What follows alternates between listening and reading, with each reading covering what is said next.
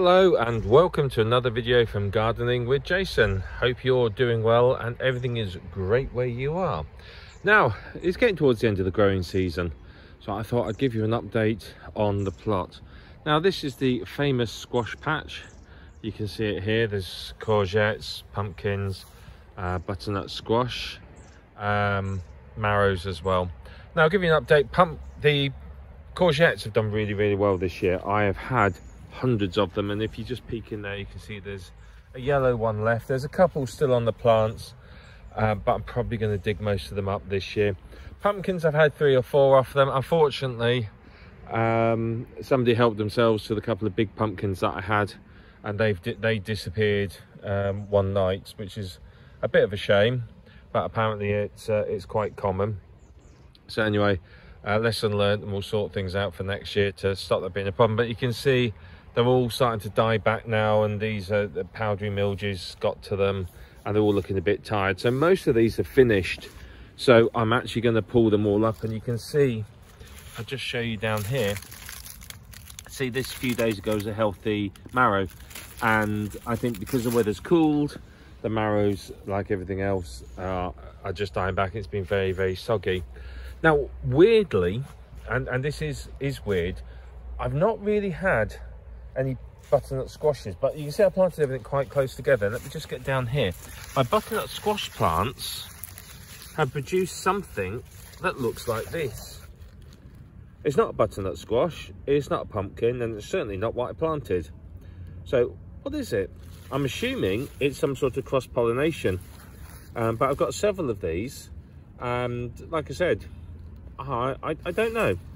I'm not going to eat them because there's been cases where the cross-pollinations have been bitter and caused food poisoning. But I am going to pick them today, take them home, cut them up and have a good look at them and try and work out what's what. So that's one of the things that I'm going to get on with in a minute. And you can see over there, if I just zoom in carefully, you can see the golden raspberries. These were planted this year, and they've actually produced quite a lot of raspberries. I have had a think about it, and I don't eat a lot of raspberries, so I'm not sure what to do with them. But I have just had another plot holder say they'll be more than happy to take some off my hands if I so wish. So you can see that they've done very well, but over here, the blackberry fence, these haven't done so well, and I think unfortunately these keep getting damaged. This one here is leaning heavily. It's been pushed over. There's one there that's died. There's several broken branches.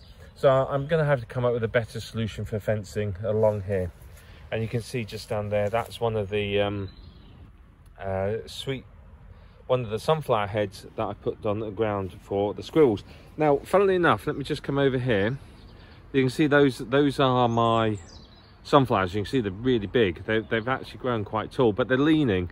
And the reason, particularly that one there, that one's leaning because the local squirrel has been climbing up it to steal the sunflower seeds. So I actually came down the other day, and the sunflowers were wobbling, and I sort of thought, what on earth is that? I thought it's really, really weird. Hadn't helped I've been watching sort of spooky videos for half the morning. So I sort of carefully started looking, and then I saw this squirrel dart down the trunk of the stem and run off. I thought, So I'm going to take that down as well and just cut the head off and leave it on the floor so the squirrel can get to it. Now, harvest wise, things have done actually quite well. The leeks, I planted some leeks down there. You can just about see one just there. They really haven't done very well. Something's got to them this year, so they unfortunately are a bit of a failure. The celery's done okay in the celeriac, but they haven't really sort of formed, and maybe I planted them a bit too late. This plum tree, I didn't see any plums off it. I did find 2 or 3 on the floor, but I haven't seen any plums at all, which is a shame. But this apple tree, and you can see there's a few still up there that I can't actually reach, unfortunately, has done really well. I've had, you know, the large sort of reusable plastic bags you get in the supermarkets, with all the like Frozen and Grinch and other signs and pictures on them. I've had probably about a good 10-11 bags of those off of this tree alone, and it's done really, really well. And what I'm going to do this year is, as soon as winter comes, I'm going to get up and just take it down a bit at the top. Now, one thing I wanted to share with you, and this is a windfall, so just please excuse the state of it, but you can see this apple. Can you see all the spots on it? There's quite a lot of them in the marks. Now, this is something called bitter pith, I think it's called, or bitter pith, and it's actually caused by the dry weather. So the dry weather's made this happen, unfortunately, and there's very little you can do about it. The apples are still perfectly usable, still eatable, still delicious, and these are really, really sweet. And you can see, look, there's a slug helping itself to them there. They're very sweet, and I'm just making apple pies at the moment, so I've got one cooling on the side, and if this one turns out okay, I'll share the recipe with you. Let's just put that in the compost. Now, there's an apple tree there, you can see that one there. That's had a few apples off, they've been nice. Again, different flavour, sharper and crisper, whereas the other apple tree, they're very sweet, almost like golden delicious, very soft and sweet. And there's two pear trees there, you can see them there and there. I've had nothing off those either this year, absolutely nothing. So again, they're going to get a good prune, and you can see I started last year on that one. I just need to get them back into shape and under control.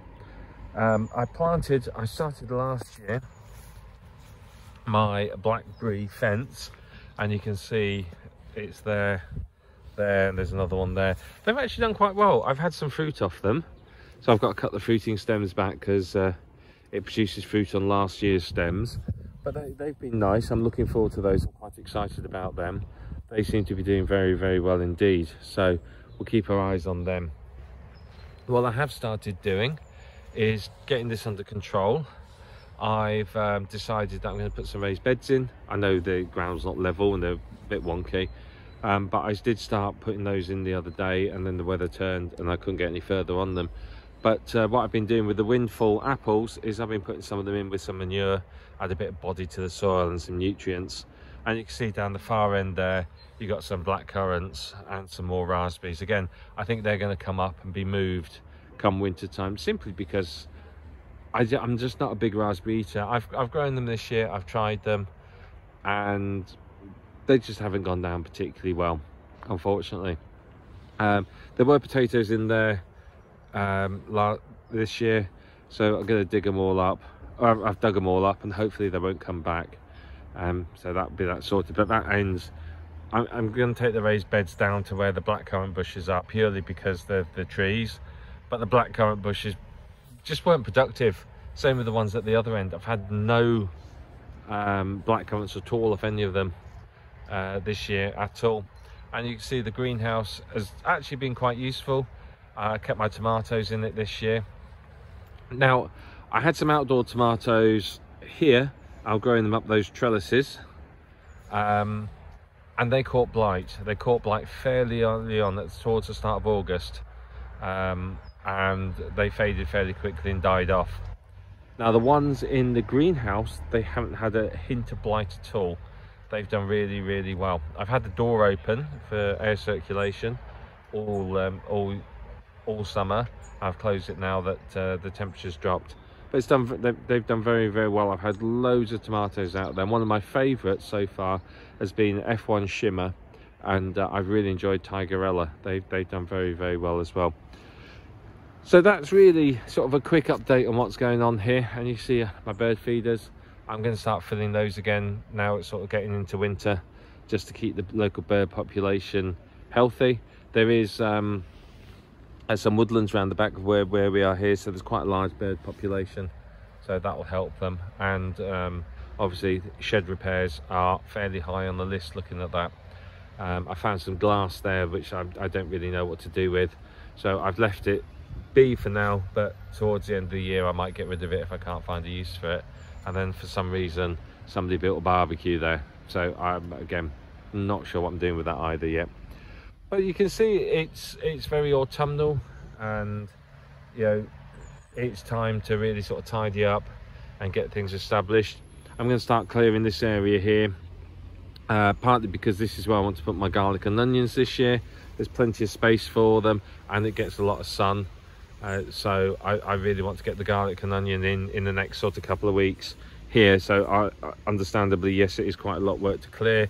I've got to dig the bushes up, then I've got to dig all the weeds up, but I want to get them in there, and I need to get the raised beds all sorted as well. And just as a final note, you can just about see, let's go over this way a little bit more.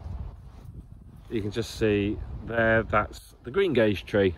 That's done very, very well, and started to grow nicely. It might get moved over winter. I'm toying with the idea of shifting it, but I'm not sure where to yet. I'm thinking about it, so watch this space. I thought I might move that so that this is a clear growing area. So it might get moved over here to where this is, and then I'll sort of trim the plum tree back a bit, so that the sort of trees on this side in a row. So you'd have the sort of green gage, plum, and apple, and then they're out the way. So we'll have a look and see what we're going to do there. But anyway, it's time to get on with things here, and let me know how everything's going with you and how your allotment is.